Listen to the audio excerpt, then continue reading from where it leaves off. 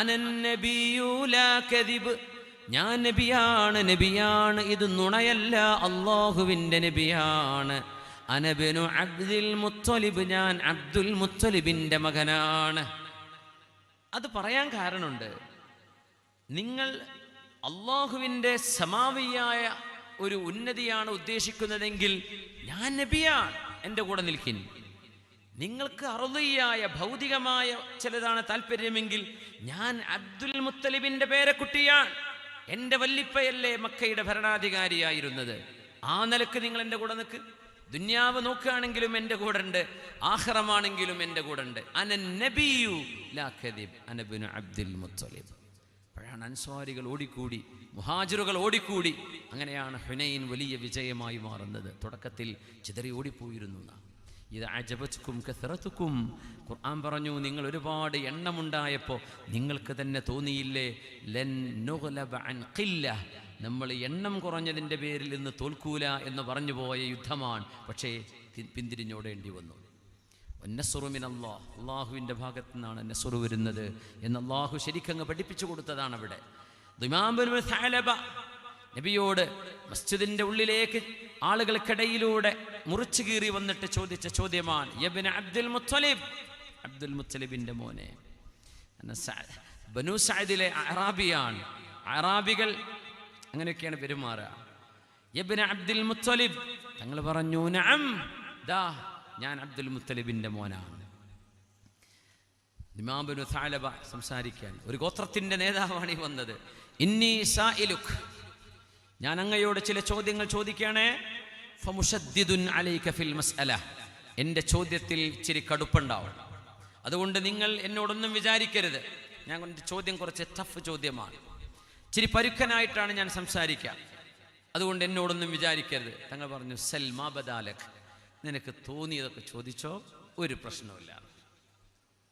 റസൂലുള്ളാഹി സ്വല്ലല്ലാഹു അലൈഹി വസല്ലം പള്ളിയിൽ ഇങ്ങനെ ചാരിയിരിക്കുകയാണ്. ചോദ്യം നമ്പർ 1, മൻ റഫഅ അസ്സമാ, ആരാണ് നബിയെ ഈ ആകാശഗോളങ്ങളെ മുഴുവൻ പടച്ചതാരാണ്? ഇന്നത്തെ യുക്തിവാദി ചോദിക്കുന്നൊരു ചോദ്യമാണത്. അവരുത്തരം കണ്ടെത്താൻ ആഗ്രഹിക്കുന്ന ഉത്തരം ഒന്നേ ഉള്ളൂ. അതിൻ്റെ മറുപടി പുണ്യനബി കൊടുത്തു, അല്ലാഹ്. അവിടെ തീർന്നു. ആരാണ്ടാക്കിയത്? അല്ലാഹുവാണ്. വമൻ ബസതൽ അർള്, ഈ ഭൂമിയെ ഇങ്ങനെ മനോഹരമായി നമുക്ക് വിധാനിച്ചു തന്നവൻ ആരാണ്? നബിയുടെ മറുപടി അല്ലാഹ്, അല്ലാഹുവാണ്. അടുത്ത ചോദ്യം, മൻ നസബൽ ജിബാൽ, ഈ പർവ്വതങ്ങളൊക്കെ ഇങ്ങനെ നിർത്തിയത് ആരാണ്? കാരണം മക്കയിലും മദീനയിലും ചെന്നാൽ കാണുന്നത് പർവ്വതങ്ങളാണ്, അതേ ഉള്ളൂ അവിടെ. ആരാണിതൊക്കെ ഉണ്ടാക്കിയത്? മറുപടി അല്ലാഹ്, അല്ലാഹുവാണ്. 3 ചോദ്യം 3 മറുപടി. ഇനി ളുമാം ഇബ്നു സഅലബ പറയാൻ, അസ്അലുക ബിമൻ റഫഅ അസ്സമാഅ വബസതൽ അർള വനസബൽ ജിബാൽ, പർവ്വതങ്ങളെ നിർത്തുകയും ഭൂമിയെ പരവതാനിയാക്കുകയും ആകാശഗോളങ്ങളെ പടക്കുകയും ചെയ്ത അല്ലാഹുവിനെ വെച്ച് ഞാൻ ചോദിക്കുകയാണ്, അല്ലാഹു അർസലക ഇലൈനാ റസൂലാ, ആ അല്ലാഹു നിങ്ങളെ ഞങ്ങളുടെ റസൂലാക്കി നിയോഗിച്ചതാണോ? അങ്ങ് റസൂലാണ്, ഈ അല്ലയാണോ നിങ്ങളെ ഞങ്ങളിലേക്ക് നിയോഗിച്ചത്? തങ്ങൾ ചാരി നിൽക്കുന്ന നബി നേരെ ഇരുന്നിട്ട്, കാരണം ഇതൊരു വല്ലാത്ത ചോദ്യമാണ്. ആ ചോദ്യത്തിന് ഹബീബായ നബി തങ്ങൾ നിവർന്നുകൊണ്ട് ഉത്തരം പറഞ്ഞു, അല്ലാഹുമ്മ നഅം, അല്ലാഹു തന്നെയാണ് അതിന് സാക്ഷി. അതെ, ഞാൻ ആ അല്ലാഹുവിൻ്റെ റസൂലാണ് സ്വല്ലല്ലാഹു അലൈഹി വസല്ലം.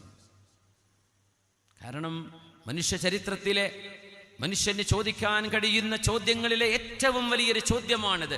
ഈ ചോദ്യത്തിന്റെ ഉത്തരം ക്ലിയർ ആയാൽ ബാക്കിയെല്ലാം ക്ലിയറാണ്. സമഅൻ വതാഅ, പിന്നെ വേറൊന്നും വേണ്ട. അങ്ങ് അല്ലാഹുവിന്റെ റസൂലാണല്ലേ, ആ റബ്ബാണോ അങ്ങേ നിയോഗിച്ചത്? അല്ലാഹുമ്മ നഅം, അതെ അതെ അതെ അതെ, അല്ലാഹു തന്നെയാണ്. എന്നെ ചോദിച്ചു ഇസ്ലാം എന്താണ്? ഇസ്ലാം കാര്യങ്ങൾ പറഞ്ഞു കൊടുത്തു, ഈമാൻ കാര്യം പറഞ്ഞു കൊടുത്തു. ഇതെല്ലാം പറഞ്ഞപ്പോൾ അദ്ദേഹം പറയാൻ, അഷ്ഹദു അല്ലാ ഇലാഹ ഇല്ലല്ലാഹു വഅഷ്ഹദു അന്നക റസൂലുള്ളാഹ്. ഇസ്ലാം കാര്യം ഈമാൻ കാര്യമൊക്കെ പഠിച്ചു. ഷഹാദത്ത് ചൊല്ലി മുസ്ലിമാവാണ്. വല്ലാഹി ലാ അസീദു അലാ മാ സമിഅതു വലാ അൻഖുസ്, ഞാൻ ഈ കേട്ട് പഠിച്ചതിൽ നിന്ന് ഏറെയോ കുറച്ചോ ഒന്നും ഞാൻ ചെയ്യൂല. 5 നേരം ഞാൻ നിസ്കരിക്കും, റമളാൻ ഞാൻ നോമ്പെടുക്കും, സകാത്ത് കൊടുക്കാനുണ്ടെങ്കിൽ ഞാൻ സകാത്ത് കൊടുക്കും, കഴിയുമെങ്കിൽ ഞാൻ ഹജ്ജ് ചെയ്യും. ഇതിലപ്പുറം എന്നെ കൊണ്ട് ചെയ്യാൻ കഴിയില്ല. എന്നിട്ട് പറഞ്ഞു, അന ദിമാം ഇബ്നു സഅലബ, എൻ്റെ പേര് ദിമാം ഇബ്നു സഅലബ എന്നാണ് നബിയെ. അഖൂ ബനി സഅദ് ഇബ്നു ബക്രിൻ, ബനു സഅദ് ഇബ്നു ബക്കർ എന്ന ഗോത്രത്തിൽ നിന്ന് വരുന്ന ആളാണ് ഞാൻ. ഇത് പറഞ്ഞ് ആ മനുഷ്യൻ പള്ളിയിൽ നിന്ന് ഇറങ്ങിപ്പോകുന്നു, ഹബീബിൻ്റെ മസ്ജിദിൽ നിന്ന്. അല്ലാഹുവിൻ്റെ റസൂലുള്ളാഹി തങ്ങൾ ഈ ചോദ്യങ്ങൾ ചോദിച്ച മനുഷ്യനെ കുറിച്ച് പറഞ്ഞ വാക്കെന്താണെന്നറിയണ്ടേ? മൻ സറഹു അൻ യൻദുറ ഇലാ റജുലിൻ മിൻ അഹ്ലിൽ ജന്ന ഫൽയൻദുർ ഇലാ ഹാദാ. സ്വർഗത്തിലേക്ക് നടന്നു വരുന്ന ഒരാളെ ആർക്കെങ്കിലും കാണണമെന്ന ആഗ്രഹമുണ്ടോ? നോക്കിക്കോളൂ, ആ പോകുന്ന മനുഷ്യനാണ് സല്ലല്ലാഹു അലൈഹി വസല്ലം. നോക്കണേ, ഒരു നിസ്കാരം പോലും അയാൾ നിർവഹിച്ചിട്ടില്ല, ഷഹാദത്ത് നിർവഹിച്ച് ഇറങ്ങിപ്പോവുകയാണ്. ഇതിലേറെ ഒന്നും എന്നെ കൊണ്ട് ചെയ്യാൻ കഴിയില്ല, ഇതിൽ ഞാനൊട്ട് കുറക്കുകയുമില്ല. അത്രയാണ് പറഞ്ഞത്. ഹബീബായ നബി തങ്ങൾ പറഞ്ഞു, ഇതാ സ്വർഗത്തിലേക്ക് പോകുന്ന ആളാണിത്, സ്വർഗത്തിലേക്ക് പോകുന്ന ആളാണ്. റസൂലുള്ളാഹി സ്വല്ലല്ലാഹു അലൈഹി വസല്ലം തങ്ങളുടെ മസ്ജിദിൻ്റെ ഉള്ളിലാണ് രോഗിയായി കിടന്ന സഅദ് ഇബ്നു മുആദ് റളിയല്ലാഹു അൻഹുവിന് രോഗശുശ്രൂഷകൾ നബി തങ്ങൾ നടത്തിയത് മസ്ജിദുൻ നബവിയിലാണ്. അല്ലാഹുവിൻ്റെ റസൂലിൻ്റെ മസ്ജിദിൽ രോഗിയെ ചികിത്സിക്കുകയോ എന്ന് ചോദിക്കാം.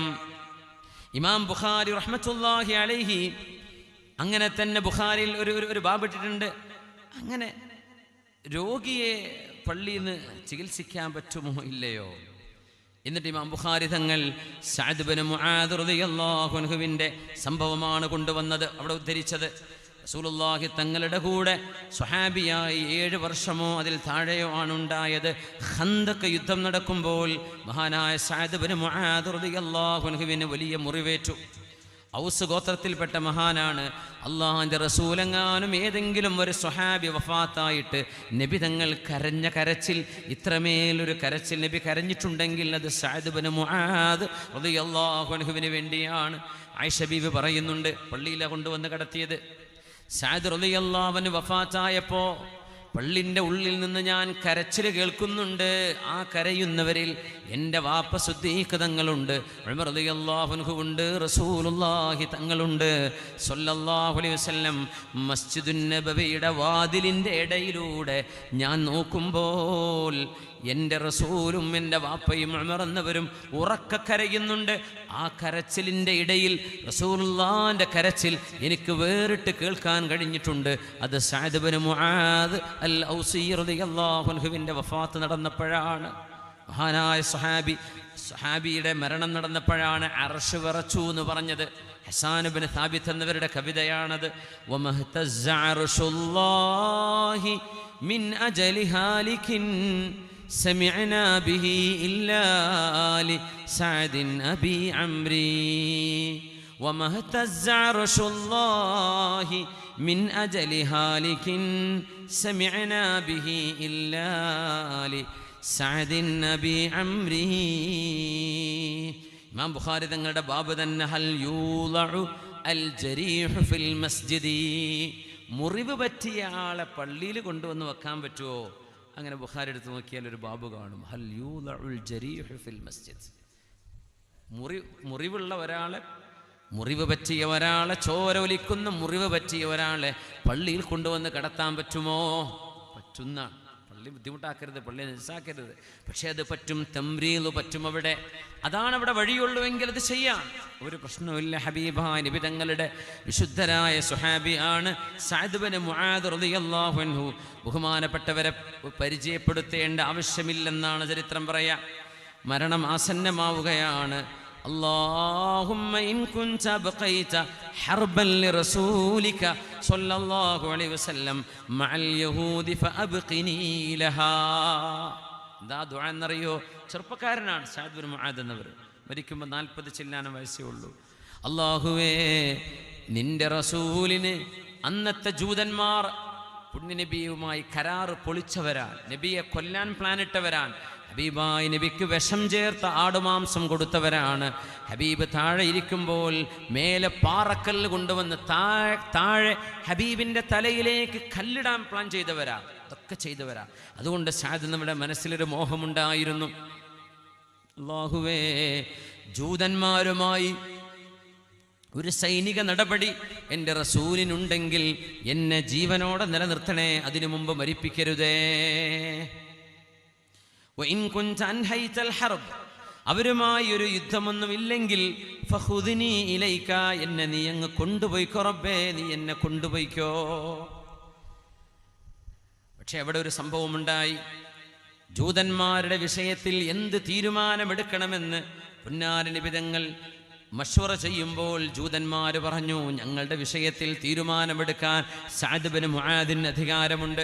കാരണം ഔസ് ഗോത്രവുമായി സഅദ് ബിൻ മുആദ് തങ്ങളുമായി ജാഹിലിയത്തിൽ ഒരു കരാറുണ്ട് ജൂതന്മാർക്ക്. ഖൈബർ എന്ന സ്ഥലമൊക്കെ ഞങ്ങൾ സിയാറത്ത് പ്രാവശ്യം ചെന്നപ്പോൾ സൗദിയിൽ പോയപ്പോൾ മദീനയിൽ നിന്ന് ഒരു 200 കിലോമീറ്ററിൻ്റെ അടുത്ത് ദൂരമുണ്ട്. ഇന്നും നബിതങ്ങളുടെ കാലത്തുണ്ടായിരുന്ന ഖൈബർ കോട്ടകൾ കുന്നിൻ്റെ മുകളിൽ നമുക്ക് കാണാൻ കഴിയും. ഖൈബറിലെ ശുഹദാക്കൾ നമുക്ക് സിയാറത്ത് ചെയ്യാൻ പറ്റും. ഇപ്പോൾ അതൊക്കെ തുറന്നല്ലോ സൗദി അറേബ്യയിൽ, സിയാറത്തിനൊക്കെ വന്നോളി എന്നാണ് ഇപ്പോൾ പറയണത്. സുബ്ഹാനല്ലാഹ്, ബദറിലൊക്കെ എന്ത് റാഹത്തിൽ സിയാറത്ത് ചെയ്യാം. ബദർ ശുഹദാക്കൾ കിടക്കുന്ന സ്ഥലം കാണാൻ പറ്റുന്ന രീതിയിൽ ഗ്രില്ലാണ്, നോക്കിയാൽ കാണും. മുമ്പ് അങ്ങനെയല്ല, അവിടെ നിന്ന ബസ് പിന്നെ അവർ എന്തെങ്കിലും എറിയും, അല്ലെങ്കിൽ ബസ്സിന് ഫൈനിടും, ഡ്രൈവറെ പിടിച്ചുകൊണ്ടുപോകും, പണിയായി. ഇപ്പം അതൊന്നുമില്ല, കറാഹത്തിൽ യാ അല്ലാഹ് എത്ര നേരം വേണമെങ്കിലും അവിടെ ചെലവഴിക്കാം.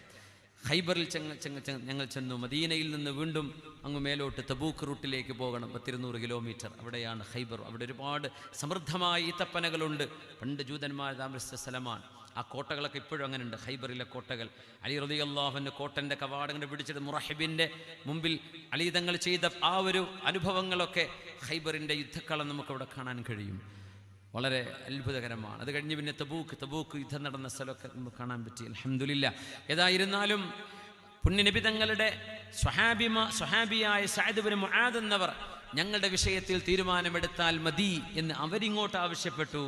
സഅദ് എന്നവർ ഒരൊറ്റ തീരുമാനം, നബിയെ അവരിൽ നിന്ന് അങ്ങയോട് യുദ്ധം ചെയ്യാൻ വന്ന മുഴുവൻ ആളുകളെയും വധിച്ചു കളഞ്ഞേക്കണം, വേറെ അതിൽ കുറഞ്ഞതൊന്നും കൊടുക്കണ്ട. കാരണം അവരങ്ങയോട് യുദ്ധം ചെയ്യാൻ വന്നവരാ, തോറ്റപ്പോൾ പിടിക്കപ്പെട്ടവരല്ലേ. പിന്നെ പെണ്ണുങ്ങളും കുട്ടികളും അവരെ ക്യാപ്റ്റീവ്സ് ആയിട്ട് മാറ്റാം, അല്ലാത്തവരൊക്കെ വധശിക്ഷ നൽകണമെന്ന് പറഞ്ഞു. ആ പറഞ്ഞതിൻ്റെ പേരിൽ അവിടെ വലിയ ഒരു ശിക്ഷ അവിടെ നടപ്പാക്കപ്പെട്ടു. സഅദ് തങ്ങളുടെ തീരുമാനം മതി ഞങ്ങൾക്ക് എന്ന് ജൂതന്മാർ ആവശ്യപ്പെട്ടതാണ്. അങ്ങനെയാണ് അവിടെ ഒരു വലിയൊരു സംഭവം നടക്കുന്നത്. അത് കഴിഞ്ഞിട്ട് മഹാനായ സഅദ് എന്നവർ ദുആ ചെയ്തു, അല്ലാഹുവേ നീ എന്നെ നിന്നിലേക്ക് കൊണ്ടുപോയിക്കോ. അപ്പോൾ ചോര ഉണങ്ങിയിരുന്ന മുറിവിൽ നിന്ന് ചോരങ്ങ് തെറിച്ചു വരാൻ തുടങ്ങിയതാണ്. ആ മുറിവിലൂടെ മഹാനായ സഅദ് റളിയല്ലാഹു അൻഹു വഫാത്താവുകയാണ്. ഇത് ഹുബ്ബായിരുന്നു, ഇതൊരു ഹുബ്ബാൻ. അല്ലാഹുവേ നിന്നെ കാണാൻ കൊതിയായിരിക്കുന്നു റബ്ബേ, നിന്റെ റസൂലിൻ്റെ കൂടെ എനിക്കൊരു ത്യാഗം കൂടെ ചെയ്യാൻ അവസരമുണ്ടെങ്കിൽ എന്നെ മരിപ്പിക്കല്ലേ, എനിക്കതിന് അവസരം തന്നിട്ട് മരിപ്പിച്ചാൽ മതി. ഇത് വല്ലാത്ത ഹുബ്ബാൻ. സ്വന്തം മരണം നമ്മളെന്താ പറയാ, എൻ്റെ കുട്ടീൻ്റെ കല്യാണം കഴിഞ്ഞിട്ട് മരിപ്പിച്ചാൽ മതി, ഇല്ലേ, പുരപ്പണി കഴിഞ്ഞിട്ട് മരിപ്പിച്ചാൽ മതി, പേരക്കുട്ടിനെ കണ്ടിട്ട് മരിപ്പിച്ചാൽ മതി, നമ്മൾ സ്വന്തം വീട്ടിലത്തെ കാര്യമേ പറയുള്ളൂ. സ്വഹാബിമാർ ചിന്തിച്ചത് ഉമ്മത്തിൻ്റെ വിഷയമാണ്, ഉമ്മത്തിൻ്റെ വിഷയമാണ് അവരുടെ വിഷയം. നാട്ടിലെ മസ്ജിദ് കഴിഞ്ഞിട്ട്, മസ്ജിദിൻ്റെ പണി കഴിഞ്ഞിട്ട് മതി റബ്ബേ, അല്ലെങ്കിൽ മദ്രസയുടെ പണി കഴിഞ്ഞിട്ട് മതി റബ്ബേ നീ എന്നെ കൊണ്ടുപോകൽ, അങ്ങനെയൊക്കെ ചിന്തിക്കാം. അതൊരു ബറക്കത്തുള്ള ചിന്തയാണ്, അതൊരു ഹുബ്ബാണ്. ആ ഹുബ്ബ് യാ അല്ലാഹ് നമ്മൾ മഹബ്ബത്തിൻ്റെ ഉമ്മത്താണെന്ന് പറയാം. ഇതൊരു ഉമ്മത്തുൽ മഹബ്ബ, സ്നേഹത്തിലാണ് ഈ ഉമ്മത്ത്. അള്ളാഹുവിനോടും റസൂലിനോടും സർവ്വജനങ്ങളോടുമുള്ള ഹുബ്ബ്, അള്ളാഹുവിൻ്റെ മുഹിബ്ബീങ്ങളോടുള്ള ഹുബ്ബ്, ഔലിയായിനോടുള്ള ഹുബ്ബ്, സാദാത്യങ്ങളോടുള്ള ഹുബ്ബ്, സജ്ജനങ്ങളോടുള്ള ഹുബ്ബ്, സർവ്വ മനുഷ്യരോടും പക്ഷികളോടും ജന്തുജാലങ്ങളോടും എല്ലാവരോടുമുള്ള ഹുബ്ബ്. ഈ മഹബ്ബത്താണ് ഈ ഉമ്മത്തിനെ നബി തങ്ങൾ പഠിപ്പിച്ചത് സ്വല്ലല്ലാഹു അലൈഹി വസല്ലം. യാ അല്ലാഹ്, അതാണ് സഅദ്